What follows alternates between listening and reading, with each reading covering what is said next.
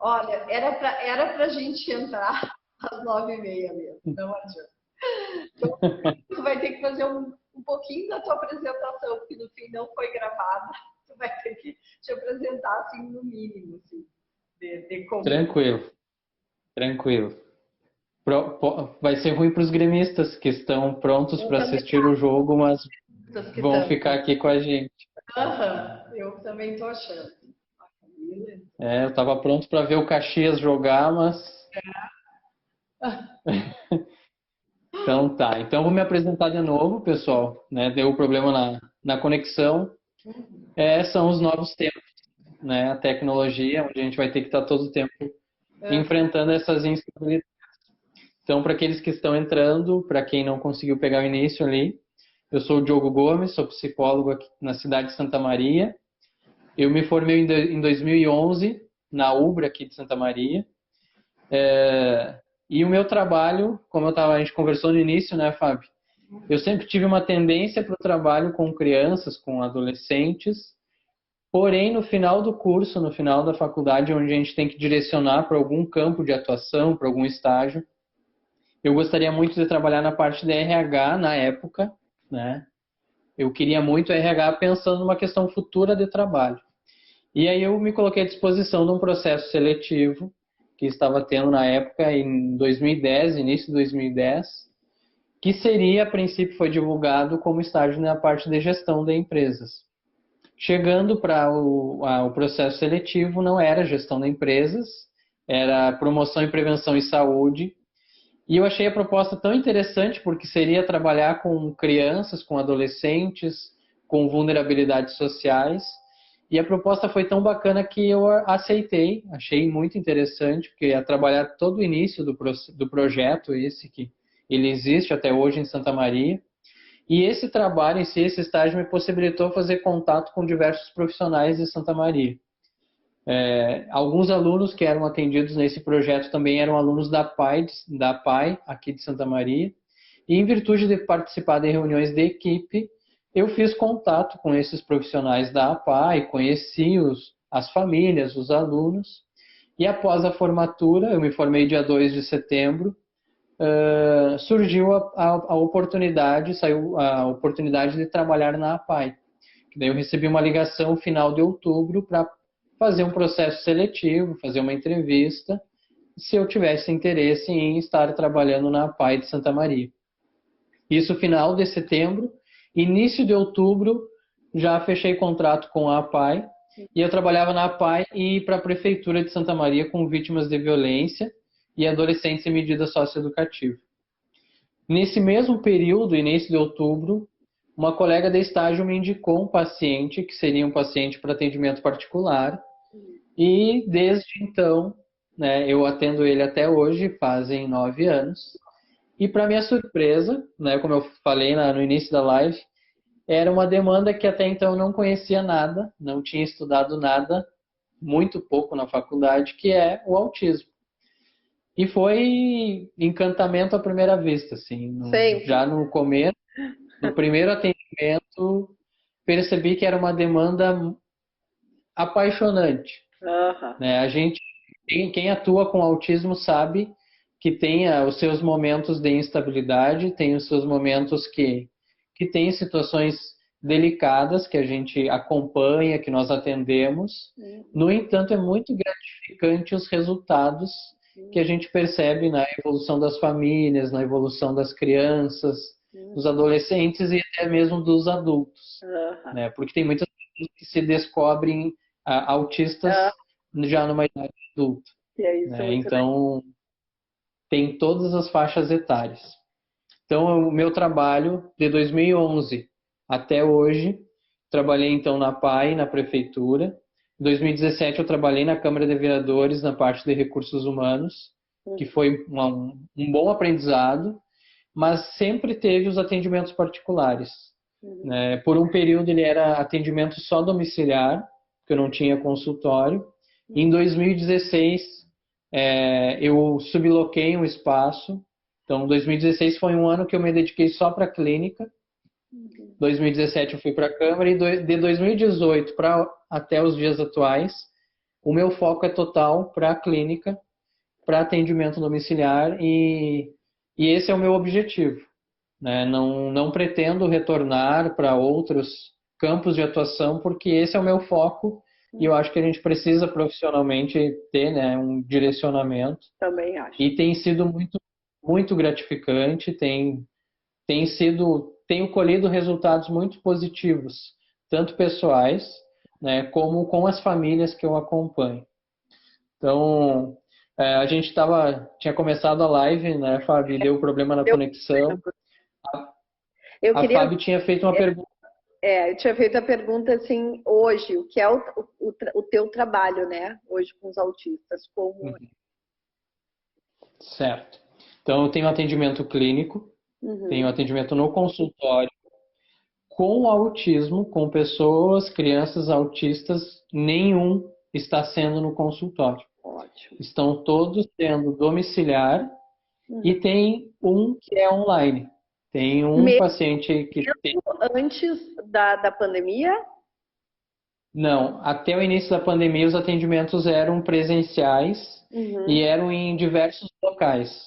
Ótimo. Não era na clínica. É isso que é legal. Fala um pouco como é esse trabalho. Tá. Ok.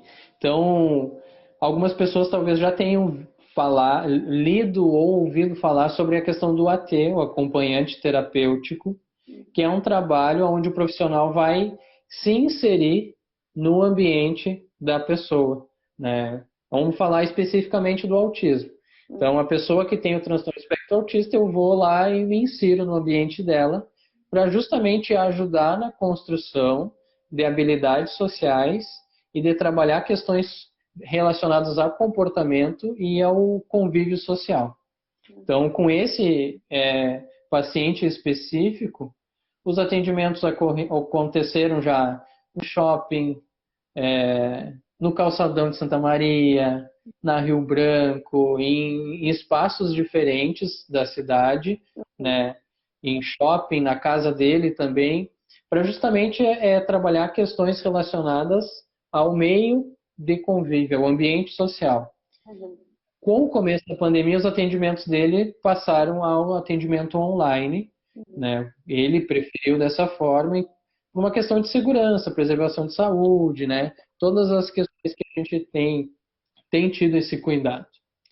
No entanto, os outros eu atendo em casa. As famílias geralmente têm um espaço já preparado para me receber e muitas vezes eu me insiro no cotidiano, né, dessas famílias para justamente observar questões relacionadas ao comportamento, aqueles comportamentos inadequados, o que precisa ser reforçado, o que precisa ser construído junto com essa criança.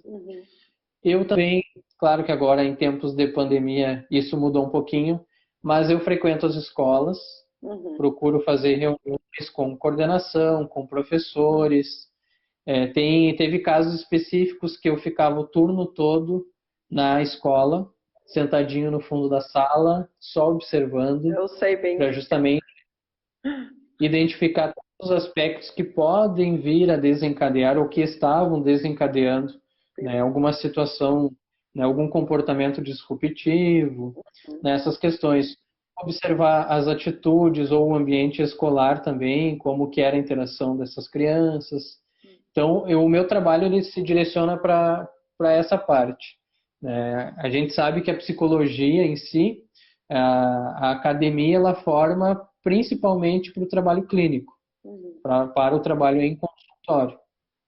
Hoje isso já vem se rompendo, porque a sociedade evoluiu muito, não é mais aquela sociedade lá de 1900, da época do Freud, né? Então, há uma evolução muito grande e há novas demandas a serem compreendidas, né? E a serem trabalhadas. E isso eu acho que é um ponto importante. Durante toda a minha formação acadêmica, o meu estudo foi direcionado para a psicanálise. Olha. Meu primeiro paciente particular fez eu me direcionar para comportamental, cognitivo. Então, confesso que quando eu estava na faculdade tinha um certo preconceito com a comportamental e quando eu caí na prática, né, tá E aí que a... hoje, e que hoje mudou bastante, né? É impressionante como Sim, a linha sim. cognitivo-comportamental está bem ênfase, né? Ela está muito forte e tem muitos estudos que surgem, né? E novas abordagens e novas ferramentas. Então, Aham. está o tempo todo evoluindo.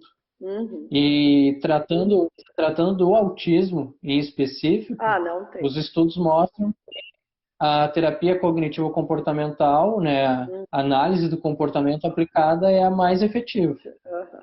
Então, o meu trabalho, meus estudos, estudo e leio questões da psicanálise, ainda alguns teóricos, Uhum. mas a comportamental hoje é a base, né, para o meu trabalho, para a minha pesquisa, para a Ótimo. minha atuação. E com as famílias? Porque eu, particularmente, a gente encaminhei alguns pais, né? E Uhum, assim, sim. o que Isso é um, pode falar?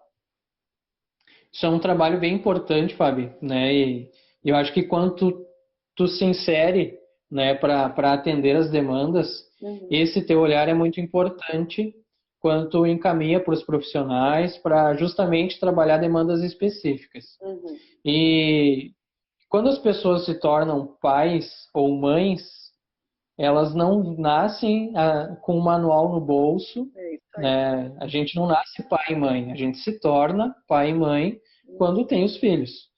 Eu, por exemplo, tenho duas filhas e eu aprendi muito com a própria experiência. Então, os pais de crianças autistas, eles não têm o manual no bolso, eles não têm, né, a questão de como lidar com aspectos que até então eles não imaginavam que teriam que enfrentar, né, com algumas questões comportamentais, algumas questões do desenvolvimento.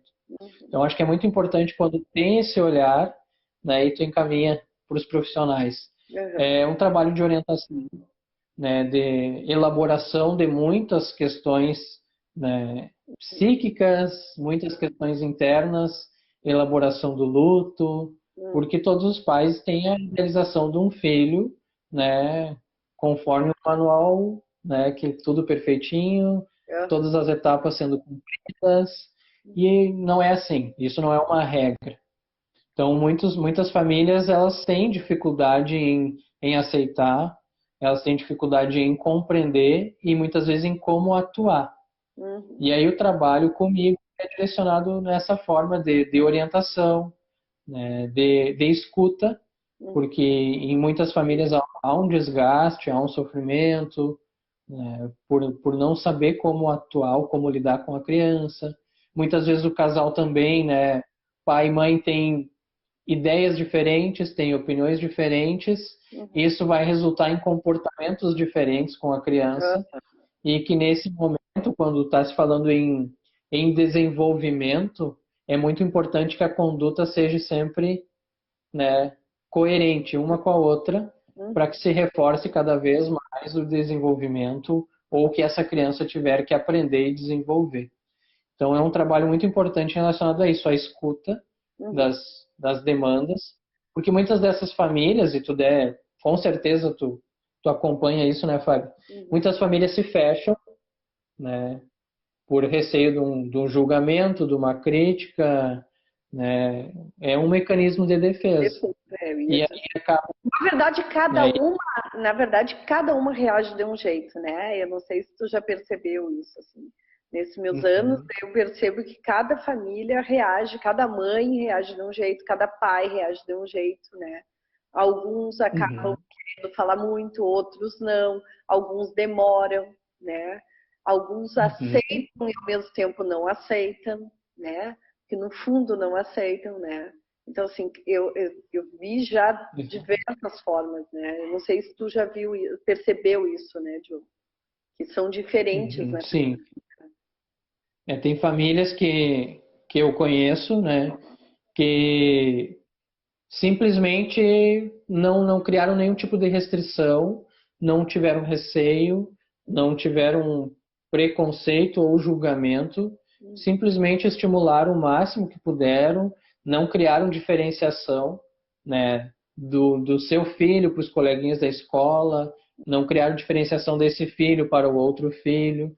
E tem também famílias que eu já acompanhei que simplesmente se fecharam de uma forma que só um dos genitores saía de casa, né? Então, isso foi um caso que eu acompanhei, que eu fiz uma avaliação, que ou o pai ou a mãe ia no mercado, ou o pai ou a mãe saía para fazer algo, enquanto o outro ficava com o filho em casa. Nem nos familiares eles iam. Então, essa criança estava totalmente numa bolha, onde os pais, a intenção era proteger, né, e se proteger. No entanto, eles estavam privando essa criança de estímulos. E é isso que o autismo precisa, né? De estímulo. Quanto mais estímulo, melhores os resultados, mais rápido vai ser o resultado, né, para um desenvolvimento saudável dessa criança. Então, são várias... porque um autista é diferente do outro, né? Então, cada família também age de uma forma diferente. Na verdade, né, eu sempre digo assim, ó, quando falam, perguntam, tu encaminha para psicólogo? Encaminho. Depende, assim, ó, tem autistas que precisam de um psicólogo, tem autistas que não. Eu confesso, e tu sabe disso, né, Diogo? Autistas de 2, 3 anos, eu não encaminho para vocês, psicólogos, entendeu? Ao menos que vá trabalhar um ABA, né? Mas, assim, eu geralmente, aqui em Santa Maria, eu encaminho para psicólogo os já adolescentes, né, e adultos que estão num processo de se conhecer e de se aceitar, né? E depois eu acho legal estar falando, né, Diogo, desse momento do autista, né? Eu acho que ele está até na live. O Raul é paciente do Diogo, né? Então, assim, a gente fala porque o Raul falou, a gente falou na última live, e o trabalho com o Raul foi genial. Ou os pais, né? Porque eu preciso desses pais com uma saúde mental. Eu preciso dos pais saudáveis, entendeu? É importante, eu acho que todos os profissionais que estão aqui na live tenham essa consciência de que os nossos pais precisam ter essa saúde mental. Eles precisam ter esse suporte com o psicólogo. E eu sei que às vezes os pais querem ter esse suporte com a gente e a gente não pode dar, entendeu? Então a gente tem que estar encaminhando. Então, assim, eu queria que tu falasse um pouquinho também disso, assim, dessa questão dos adolescentes, adultos que estão se descobrindo, né, esse trabalho, pra gente aqui, da tua experiência. Certo. Só tocando um pouquinho nesse assunto que tu falou dos pais, Fábio, eu acho muito importante isso, porque a gente não pode negar, né, que as pessoas que têm os transtornos do espectro autista, em algum momento da vida delas vai ter alguma demanda social que elas vão ter dificuldade de lidar, de compreender, e isso pode gerar, né, as ditas crises, né, alguma questão comportamental, e isso gera um desgaste muito grande para a família. E a gente sabe alguns comportamentos do transtorno espectro autista de repetir diversas vezes o mesmo assunto, de repetir as mesmas perguntas, e aí vai ter o dia que o pai e a mãe vão estar cansados do trabalho, e vão estar cansados daquela repetição, e isso eles precisam justamente ter um lugar para eles canalizar, né, esse cansaço, esse estresse, porque eles têm que se permitir. E entender que é normal eles terem esse cansaço, eles podem ter esse cansaço, é importante eles entenderem isso, né? E que não é culpa nenhuma eles terem esse cansaço, e que não é culpa nenhuma eles olharem e dizer eu não aguento mais, entendeu? Porque acaba tendo culpa às vezes, né? Então, eu acho isso importante, né? De estar falando, né? Os pais às vezes ficam assim, meu Deus, eu não posso me sentir culpado, eu não posso ficar cansado. Pode sim, pode ficar cansado, porque nós profissionais às vezes cansamos. Nós precisamos de folha. Imagina os pais, né? Que estão ali no dia. Nós profissionais é 1 hora, 1h30, 2 horas, depende da, né? A família é 24 horas. Né, 24 horas lidando com aquelas questões que, por vezes, a gente sabe que algumas questões são muito fáceis de superar, mas outras são muito difíceis de estar lidando. Então, a família realmente precisa ser ouvida e precisa ser cuidada. Então, o trabalho, agora falando sobre o trabalho com os adolescentes, principalmente por ser uma fase onde as construções das relações sociais é muito forte, e é uma das dificuldades que as pessoas autistas têm, é um trabalho justamente de compreender as formas adequadas de se aproximar das pessoas, né? Principalmente a questão, quando entra no período da adolescência, a descoberta do corpo, né? A descoberta do, por exemplo, se é um menino, a descoberta do próprio corpo e a curiosidade em relação ao corpo feminino, de construir esses filtros, esses limites, para que as interações sociais elas aconteçam da forma adequada, da melhor maneira possível, né? Tu citou a questão do Raul. O Raul é um cara assim que tem falado muito sobre isso esse ano, que esse está sendo o ano do amadurecimento, né? Esse ano o Raul, claro que agora em virtude da pandemia se estendeu para metade do ano que vem, provavelmente a graduação dele, aonde ele vai se formar em educação física. E durante esse processo, desde que ele entrou na UFSM até a conclusão da graduação dele, muita coisa foi superada, né? Questões rótulos que ele trazia lá da infância, que ele acabava reproduzindo, questões comportamentais de como se relacionar com as pessoas também, né? O Raul teve um progresso muito grande. Eu acho legal se tu puder dar um exemplo assim de feito com o Raul, né? Por exemplo, tu ia com o Raul em restaurante, né? Não no centro. A gente né? foi, por exemplo, praça de alimentação de shopping. O que acontecia? Quando eu conheci o Raul ele tinha o comportamento de caminhar para um lado e para o outro, né? Por uma questão de ansiedade, então é uma autorregulação. Ficava caminhando para um lado e para o outro, mexendo no celular e por vezes olhando fixamente para alguém ou para alguma coisa. Ele ficava um bom tempo parado, olhando e observando. Então a gente foi tentando construir novas formas dele. Se ele chegar no ambiente, para ele não demonstrar que ele está ansioso, ele procurar um único lugar e ele chegar nesse lugar, ele sentar e ele observar todo o ambiente de como que as pessoas estão se comportando. Ai, que genial. Se ele vê alguém, né? Então, o que acontece? O Raul é um cara... E tu fazia esse treino com ele, sentava e como é que era? Por exemplo, no shopping a gente fazia isso, né? O que acontecia? Por vezes cruzava alguém que o Raul ficava olhando fixamente. E aí eu voltava a atenção do Raul para mim e orientava ele. Raul, quando tu perceber algo que te chama muito atenção, olha discretamente, demonstrar para ele e volta o teu olhar para onde tu estava antes.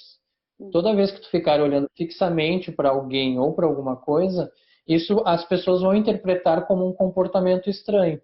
E isso poderá dificultar de tu construir uma relação com essa pessoa, né? Tem um amigo dele que ele cita que ele construiu um vínculo com essa pessoa porque ele ficou olhando fixamente para a camiseta dessa pessoa, que era a camiseta de um time de futebol. E o Raul é um cara que gosta muito de esporte. Então ele ficou olhando fixamente para a camiseta e o rapaz esse achou estranho. E aí falou para ele, né? Conversou com ele que tinha achado estranho ter ficado cuidando ele. Então essas questões o Raul foi desconstruindo e tendo uma conduta mais adequada, mais socialmente aceitável nos ambientes. O Raul ele gosta muito de sair à noite. Claro que agora na pandemia, né, não está tendo esse convívio, mas ele gosta de sair com os amigos para dançar. Então isso é uma das orientações. Por vezes, antes dele sair, como eu sabia que ele ia sair no final de semana, eu mandava algumas mensagens para ele com algumas orientações. Genial. Chegando no ambiente, procura um lugar, senta, observa. Se tem alguém que chamar a tua atenção lá, não fica olhando fixamente. Então são questões que ele foi se trabalhando e que teve uma evolução muito positiva, né? E teve outras questões relacionadas à forma de se comunicar com as pessoas, que o Raul, como eu falei, ele gosta muito de socializar. Ele gosta de ser um cara sociável, que as pessoas se aproximem dele. Só que por vezes ele utilizava algumas brincadeiras que a outra pessoa talvez pudesse achar estranho. Então, aos pouquinhos a gente foi moldando também, construindo novas formas de comunicação. E o Raul só evoluiu, né? Ele foi conseguindo colocar em prática e ele percebeu que fazendo dessa forma ele teve resultados positivos. Aham. Essa É muito dificuldade bacana. da empatia, né, na verdade, que eles têm, né? Exatamente, é bem relacionado à empatia. Então é muito bacana ver o progresso do Raul, né? Eu fico muito feliz por ele, muito feliz pela família, Eu né? fico Porque orgulhosa. os pais dele, desde o início da infância dele, né, Uhum. procuraram as estimulações profissionais, Aham. terapias, e traz um resultado, com certeza, na vida adulta dele. Uhum. Então, acho que o Raul é um exemplo, né, para as pessoas que têm o transtorno do espectro autista, que pode sim se superar muitas coisas, pode se moldar e modificar comportamentos Aham. para resultados positivos. Diogo, e como tu hoje está vendo, assim, na verdade, na psicologia com teus colegas em relação ao autismo? Como que estão, assim, teus colegas estão atendendo? Como é que está essa demanda? Eu percebo que sim, tem mais profissionais da minha área se inteirando. Tem uma instituição de ensino aqui em Santa Maria que criou um espaço, né, específico para o atendimento de famílias e de Aham. pessoas com autismo. E eu percebo que os estudos dessa área têm se aprofundado, e mais pessoas da área da psicologia estão se interessando Uhum. por atender essa demanda, Uhum. mas eu acho que ainda tem espaço para crescer mais, para desenvolver mais trabalhos em relação a isso.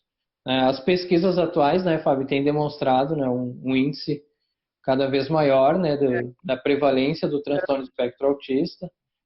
Agora saiu uma pesquisa lá do Japão, né, com uma incidência bem alta. Então, é natural que a gente vá conviver com alguém que tem o transtorno do espectro autista, Aham. seja na nossa família, seja no trabalho, seja na escola. Aham. E aí a gente precisa estar preparado para compreender, né, conhecer para compreender essa demanda, para atuar da forma adequada, para inserir essas pessoas, né, em todos os ambientes, com as suas questões, porque todos nós temos alguma peculiaridade, algum comportamento, né? Aham. E o autismo é diferente. A gente tem que conseguir conduzir isso para que se torne o mais saudável possível. Me diz uma coisa, quando a mãe vai para a consulta, a mãe, tá? Uhum. Se tu sente a necessidade do pai, como que é feito esse trabalho? Tá.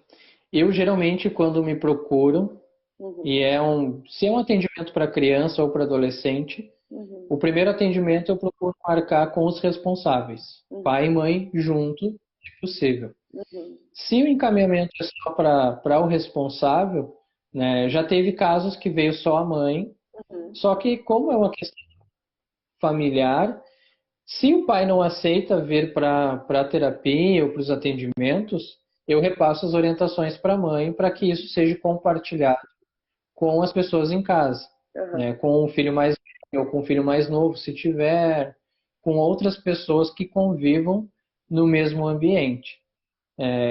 A gente sabe que nós homens, temos uma dificuldade imensa de falar sobre emoções, falar sobre Uhum. sentimentos, de aceitar questões relacionadas a alguma dificuldade dos filhos. A mulher, a mãe, já é mais aberta a ouvir e receber as orientações para poder exercer o papel da forma adequada. Já os pais, eles têm um pouco de resistência, Uhum. mas é algo que com o tempo ela vai reduzindo, vai se desconstruindo. Então, no início é um empecilho? No início é uma dificuldade? Uhum. Mas com o transcorrer do tempo, né? Eu já atendi casos que era a mãe a resistência e o pai era quem procurava promover todos os Uhum. cuidados necessários, Uhum. mas é muito raro. É raro, é mais a mãe, né, do que o pai. Me Uhum. diz uma coisa, Isso. Diogo, em relação ao luto, como tu faz esse trabalho? Como geralmente tu, claro, cada caso é um caso, mas assim, geralmente como tu encaminha essa questão para trabalhar o luto, para não perder, porque assim, ó, quando se faz o luto, não pode perder tempo também, né? Porque se tu vamos deixar ela viver o luto, mas, ei, a gente sabe que 2, 3 Uhum. meses numa criança Sim, é, sim, é perder tempo, né? Se tu não estimula, né? Então, assim, como que sim, tu sim. tenta orientar a Eu família? procuro escutar muito, Uhum, né, o que que os pais estão pensando, o que que eles estão sentindo. Então eu dou esse espaço para eles verbalizarem uhum, tudo que está se passando naquele núcleo familiar, tudo que está acontecendo. uhum. E ao mesmo tempo eu tento trazer exemplos Ótimo. práticos de pessoas com transtorno do espectro autista, Uhum, né? É claro que a gente passa por uma psicoeducação, né? Explicando tudo, o que que é o autismo, quais são os sinais, quais são os sintomas, quais são os comportamentos, mas eu sempre tento construir de uma forma que o estímulo seja o melhor remédio, uhum, que por vezes não seja nem né, não vai ser a terapia, mas vai ser a forma que a família estimula essa criança uhum, e que vai depender somente deles esse resultado. E aí eu penso muito, eu sempre lembro do filme da Temple Grandin, né, que a mãe dela em nenhum momento desistiu dela lá no início. é Que teve genial a esse filme. dificuldade, Aham, né, teve a dor de ouvir o médico dizendo que era para internar a filha numa clínica, que ela não ia aprender, que ela não ia falar. E essa mãe, com todo o amor dela, ela não desistiu. E ela uhum, estimulou o máximo que pôde. E a Temple Grandin é um exemplo real, é um exemplo vivo, né, de uma aham, mulher que se tornou doutora na Universidade do Colorado. uhum, Então, eu procuro utilizar esses exemplos e, claro, entendendo das dificuldades que a família poderá enfrentar, uhum. mas para que ela visualize esse outro lado, para que o foco dela não seja na dor ou no sofrimento e na comparação com as outras crianças. Porque na Porque verdade. muitos pais se pegam nisso, né? Quando o filho entra para a escola, que a dor parece que é mais intensa. Uhum, Porque daí vê o coleguinha, né, do filho agindo de determinada maneira, construindo o trabalhinho, e o próprio filho ali não está conseguindo desenvolver ainda aquela atividade. Então, eu tento fazer com que não se pegue nesses rótulos, uhum. para que não se pegue, né, nessa comparação, mas que procure olhar para o que pode ser feito, para o que pode ser construído, É, né, que é o estilo. eu sempre digo, né, quando chegam, eu nem faço em relação à comparação aos típicos, mas eu sempre digo quando os pais, porque os pais hoje, tá, hoje quando chegam em avaliação, já chegam falando tudo de autismo, mas parece que decoraram, vão lá para o Google e decoram, né, tudo. Ah, ele faz isso, faz aquilo. Eu tento trabalhar com esses pais no sentido trabalhar. Eu só dou uma orientação vaga assim na devolutiva, como eu faço uma devolutiva, de que vamos dar um exemplo, o Raul é o Raul, né? O Raul não é Uhum, o Raul lá do Google, né? Porque cada caso é um caso. Então, assim, ó, exatamente. olha o teu filho, né? Ele tem características de autismo? Tem, né? Mas, assim, ele é o Raul, né? Ele é esse menino que está aqui na tua frente. Então, esquece um pouquinho Uhum, tudo que tu leu no Google e tenta ver esse menino. Porque, assim, ó, nem todas as estereotipias que tu leu no Google, o teu filho vai fazer, entendeu? exatamente. Então, assim, tenta visualizar, Exatamente. porque o que me parece, assim, ó, que quando descobrem, quando tem o diagnóstico, né, Diogo, me parece assim, ó, que esquecem que aquela criança tem um nome, né, esquece que ela é uma criança, e só vem, não, é autista. Ok, a gente tem que realmente saber, é autista, precisa de um atendimento individualizado, sim, mas, né, ele é uma criança, né, e tem uma família por Uhum, trás e tem uma história por trás de tudo isso, né. uhum, Então, uhum. Eu acho que é importante isso, Fábio. É, e não só a família ter essa visão, mas o ambiente escolar também ter essa visão. Porque a criança, né, ela chega na escola com o diagnóstico, uhum, e aí muitas vezes ela se torna, o menininho autista da turma. uhum, Esse rótulo desconstruir através do quê? Do que a criança tem a capacidade de desenvolver, né? Das habilidades que tem para desenvolver. Então, é natural que uma criança autista vai ter alguma questão específica, não vai gostar do barulho alto, ou não vai gostar da iluminação, ou não vai gostar do movimento dos colegas. Isso tem que ser conduzido de uma forma que não gere sofrimento para ela e para que ela seja inserida no ambiente. E aí isso vai passar pela família, da família vai passar para a escola, da escola vai passar para os coleguinhas e para os demais integrantes do núcleo escolar. Então, acho que é muito importante isso. O diagnóstico, né, o Google, o DSM-5, os manuais, eles têm seus, digamos que, seus parâmetros para os profissionais se criarem e conseguirem identificar quando alguma questão do desenvolvimento ainda não foi atingida ou precisa ser trabalhada. Mas ele não é um limitador, ele não é o que vai definir se a criança vai ou não vai progredir na vida. O que vai definir o ambiente e a forma que é conduzido. Eu acho sempre... E a outra coisa que eu percebo, não sei se tu percebe isso, e não só nos pais, alguns profissionais também, né? A dificuldade das pessoas visualizarem aquela criança lá na frente, né? Então, de visualizar que vai crescer, né? E que vai se tornar um adulto. Que vai se tornar um adulto. Tem um filme que eu sempre indico, que se chama Black Balloon. Tá? Esse filme eu sempre indico porque é um filme bem pesado, mas eu indico porque, principalmente em relação ao comportamento. Porque às vezes quando a gente não trabalha com o comportamento dessa criança quando ela é bem pequenininha, por pena, né? Porque vai passar. Não vai passar. Tem que trabalhar agora, né? Para quê? Porque se não trabalhar agora, eu sempre digo, o choro de uma criança de 3 anos é aceitável, né? Mas o choro de 5 já começa a incomodar. Então, assim, por que não cortar agora aos 3 anos para que nos 5 anos vá te incomodar, vai estressar todo mundo. Vai ser muito mais difícil de retirar. Então, assim, eu sempre indico esse filme para quê? Para que é tipo um choque para dizer, não, opa, a hora é agora, né? Este é...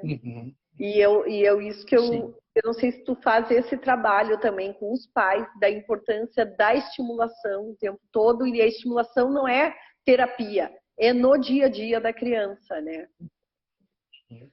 E a estimulação não é encher de brinquedos, né? Não é encher de ferramentas, não é encher de tecnologias, mas é estimular com questões do dia a dia, né?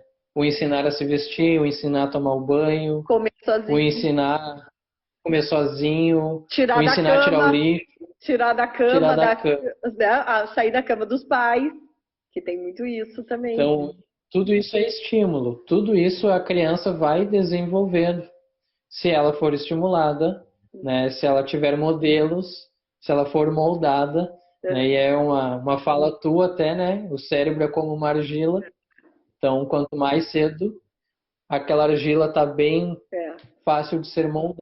Então, quanto mais isso for estimulado, e aí eu trago uma das questões, Fábio, que é uma preocupação minha, e acredito que de todos os profissionais que atuam com crianças e adolescentes, falando em estímulo, é o uso inadequado de tecnologias. Que a gente sabe que isso desperta uma atenção muito grande das crianças, né? O celular, o tablet, desenho, videozinho, e isso prejudica justamente a construção das relações sociais.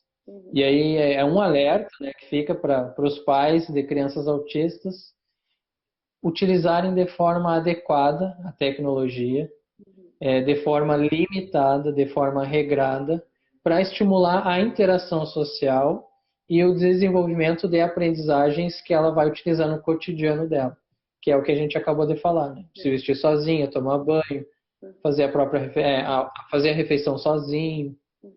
Porque eu tenho percebido uma dificuldade de alguns pacientes meus se desconectarem, realmente.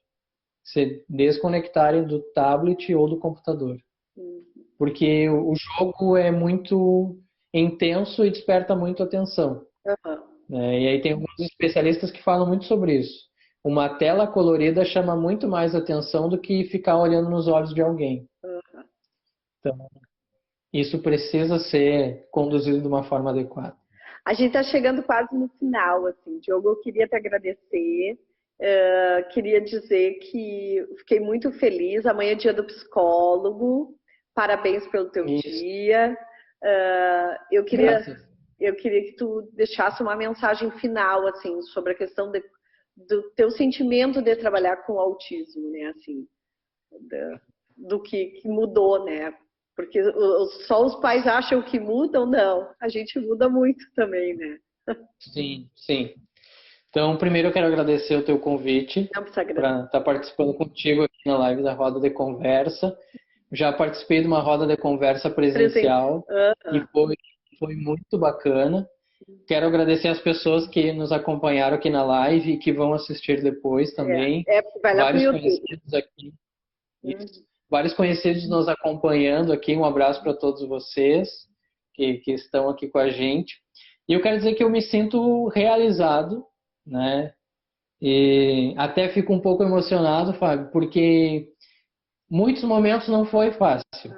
Em muitos momentos foi difícil, né? E aí eu, aqui em casa, conversando com a Lisiane, minha esposa, ela sabe que em muitos momentos eu chegava em casa sem saber o que fazer, sem saber para onde ir, para que caminho seguir, o que eu podia fazer para ajudar aquela família, o que eu podia fazer para ajudar aquela criança, aquele adolescente.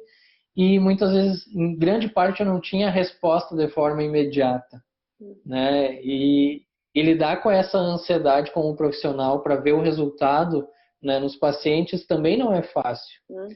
E nada melhor do que o tempo, né?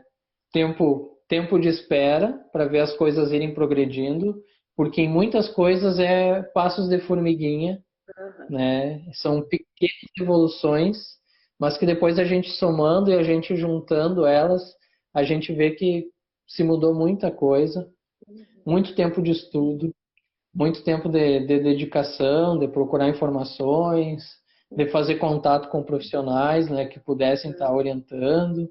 Então, eu me sinto muito realizado e amo trabalhar com autismo, é algo que me desperta muito interesse, né? E se eu pudesse ir muito, quero ir muito além, mas se eu pudesse ir de forma imediata, já chegar a outros patamares, estudando e divulgando a questão do autismo, eu faria isso com o maior prazer do mundo, porque realmente é uma demanda que me encanta. E a mensagem que eu deixo para as famílias é que acreditem sempre, estimulem sempre, amem sempre, permitam-se cansar, permitam-se ficar por vezes desgastados, mas procurem sempre fortalecer as suas redes pessoais, né? Não se isolem com medo do julgamento dos outros, com medo que os outros vão pensar. A gente sabe que julgamento sempre vai existir, julgamento bom ou ruim. Então procurem se cercar de pessoas que façam bem para vocês famílias, para justamente compreender o que vocês sentem, o que vocês vivenciam e servir como um suporte, uma rede de apoio naquele dia que não está tão bacana, que não está legal, que o filho teve crise na escola, que o filho agiu de uma forma que não era desejada. Então, não desistam nunca, estimulem o máximo, acreditem sempre, que esse é o melhor remédio, né? Não existe remédio melhor do que a perseverança, do que o estímulo e do que acreditar sempre. E com o autismo tem que ter perseverança, porque se tem uma coisinha que eles têm, é perseverança, né? Então a gente também. Exatamente. Diogo, que lindo, muito obrigada, tá? Sucesso sempre, tu sabe que eu tô aqui para o que tu precisar, né? Tu sabe que eu sou tua fã, eu gosto muito do teu trabalho, tanto que eu te encaminho bastante, né? Gosto muito mesmo do teu trabalho, acho que tu dedicado e acho que tu ama eles. E isso para mim é o mais importante, né? É tu amar. E eu percebi desde que eu te conheci que tu ama trabalhar com autista. E isso é muito bonito. tá? Graças, fico muito feliz. Obrigada por tudo. E da mesma forma, fico à disposição, Eu né? sei. Tudo que precisar, Eu sei. pode contar comigo. Eu sei. Pessoal, muito obrigada. A live vai, daqui um tempo, vai para o YouTube. Ela fica só um pouquinho agora no Instagram, depois ela vai para o YouTube. Tá? Um beijo, pessoal. Beijo. Tchau. Tchau, Diogo. Obrigada, querido.